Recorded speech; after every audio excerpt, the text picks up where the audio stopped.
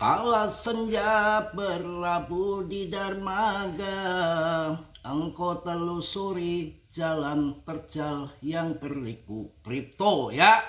Berjumpa kembali dengan Mas Bro Tegal. Di hari ini masih ngantuk-ngantuk sedep, langsung bikin video. Masih ngantuk, belum sarapan lagi. Sarapan kopi aja sama rokok. Kopinya ada Mas Bro, ya ngutang warung dulu. Tenang saja, kripto itu sangat volatil. Volatil apa volatil? Ngitil. Volatil maksudnya, bukan yang ngeres-ngeres loh. Hanya salah ngomong dikit aja apa karena kesel market turun. Santai, yang namanya market itu kewajibannya naik dan turun. Jangan ketika lagi turun begini nyinyir, ya, turun begini nangis di pojokan, turun gini itu dalam itu udah hal yang biasa. Kalau kondisi gini saatnya serok saja, serok. Yang penting koin yang bagus-bagus, jangan ngasal koin, jangan ikuti Martini Martia, ngasal koin dihajar, koin lemuk, rekinya udah 300 sekian, dah seberapa. Kalau kalian masih pegang koin-koin top CMC 1 sampai maksimal 50, PP kan masih di 44, itu masih oke aja. Turun itu hal yang biasa, apalagi sekarang dengan adanya Presiden Trump. Sekarang kripto ini sudah bagian dari politik, ya, berbau politik. Juga banyak orang yang kalau menurut saya sih ngepet sebetulnya, ya, nggak usah pakai lepret. Di kripto ini saya amati itu yang temen di Singapura, yang di Malaysia, yang di Arab, semua pada main future, ya, pada ingin cuan mendadak, ya, dibanting dulu, diajar dulu. Tenang aja, santai aja, santai slow, rezeki nggak akan kemana-mana, ya. Pokoknya hari ini saya akan membahas cengengesan fundamentalnya, akan membahas basic-basic kalian dalam menghadapi penurunan seperti ini. Sebetulnya kalau menurut saya sih, saya pribadi, ya, untuk mengenai bear market tuh belum. Kalau sekarang bear market namanya prematur, ya. Yang mana mau akhir tahun, pangkas suku bunga akan dilanjut. Ini ada gelontoran 1 triliun yang siap lagi digodok, siap gelontor ke market juga. Itu 1 triliun dolar, ya, itu dana kelebihan, dana shotdown itu akun AS, itu kelebihan dana yang siap tembakan ke market. Yang 400 miliar dolar itu juga 400 miliar dolar, ya, stimulus juga lagi digodok. Jadi kalau menurut saya sih, turun-turun gini asik-asik aja. Makin turun katanya makin gurih, kan begitu. Apa makin asin, padahal artinya makin nangis di pojokan, ya. Tenang aja, santai.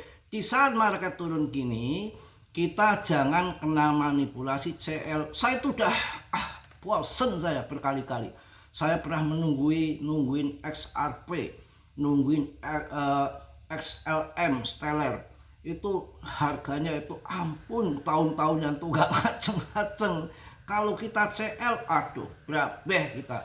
Nggak taunya kemarin XRP sampai 550.000, XLM juga terbang. Pokoknya dalam dunia kripto tuh inilah basic dalam kripto, volatile. Kalau naik tidak kira-kira, naiknya tinggi banget. Kalau dibanting hancur-hancuran ke kerak bumi. Akan tetapi selagi kalian megang koin yang berfundamental, berbasic, komunitas kuat untuk meme coin, saya rasa hanya di PP selain Shiba dan Doge, saya yakin akan bertahan dan akan ada masa keemasan di kelak di depan sana. Pasti banyak orang nanti penyesalan itu akan terjadi. Andaikan dulu saya CL, mungkin duit saya sudah banyak beli kebun 10. Andaikan saya nggak CL udah beli real estate. Andaikan nggak CL beli mobil baru. Andaikan kalau lama-lama stres, edan. Jadi kalau selagi kita megang koin yang bagus, nggak peduli mau turun di ujung beruk. Di ujung santai aja. Kalau melihat market begini itu saya ketawa aja. Ini bagian goncangan-goncangan dari permainan kripto. Inilah begini, inilah game, ya.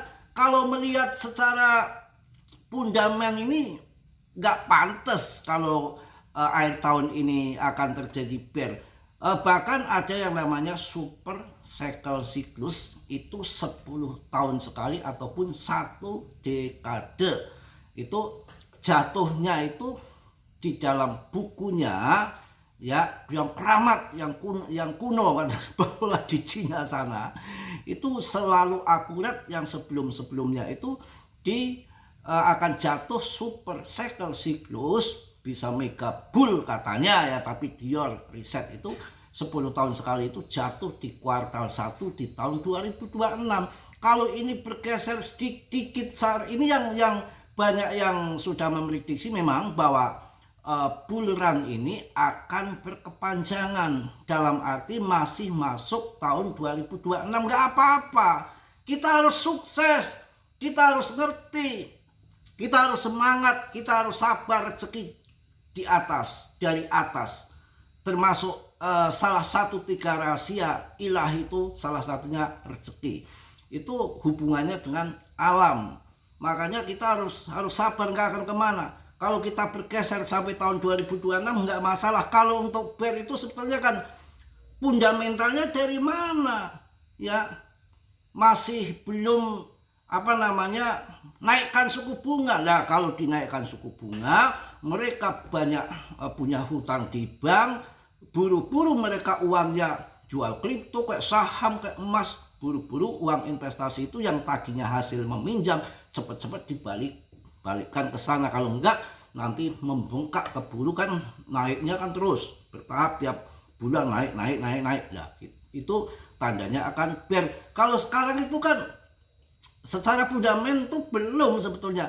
Contoh ginilah ya, tahun 2024 itu wah, saya tuh dicibir habis-habisan, dinyinyirin pokoknya.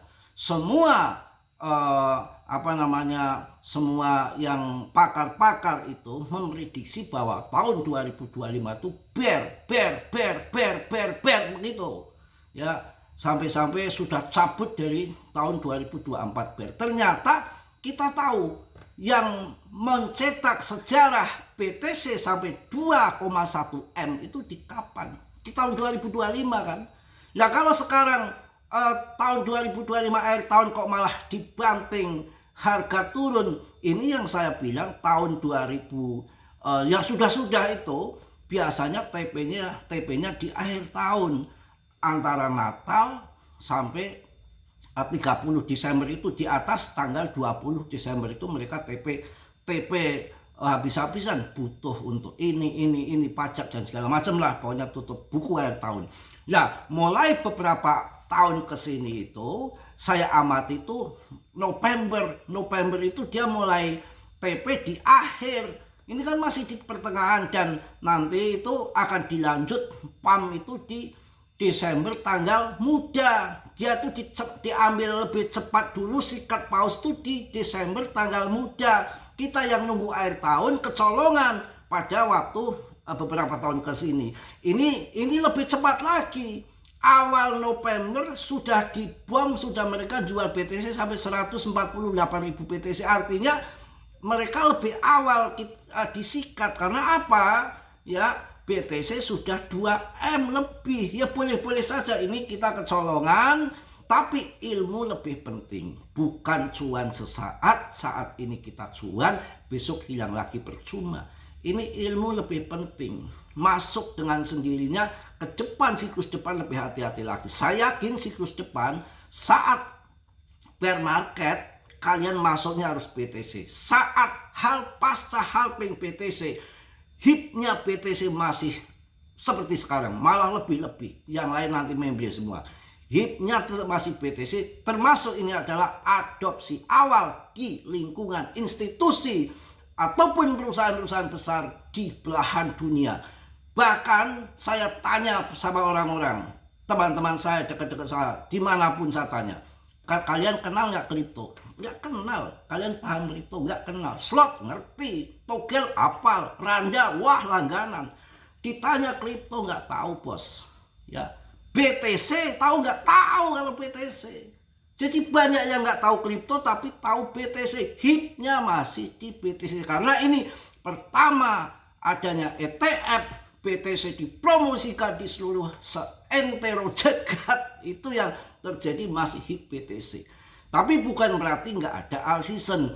Sekarang 59 sekian persen BTC dominan, berarti masih 41% paus masih pegang daripada altcoin. Ya, ini bisa disiksa. Yang biasanya akhir Desember pump, akhir tahun, tiba-tiba sekarang didam dari sekarang. Bisa. Dan kemudian nanti Januari yang biasanya mindset memble, bisa terjadi pump gila-gilaan di kuartal pertama seperti yang sudah diramalkan siklus satu dekade super cycle siklus bull run besar untuk all season di tahun 2026 di kuartal pertama. Itu bisa terjadi seperti yang pernah terjadi di tahun 2017. Mereka kontrol, mereka mainan, gunanya ETF. Sebagian kalangan waktu ada ETF itu sebetulnya menolak, nunggu sampai 4 kali halving lagi, 5 kali halving lagi, supaya retail ada kesempatan mempersiapkan diri untuk membeli harga murah.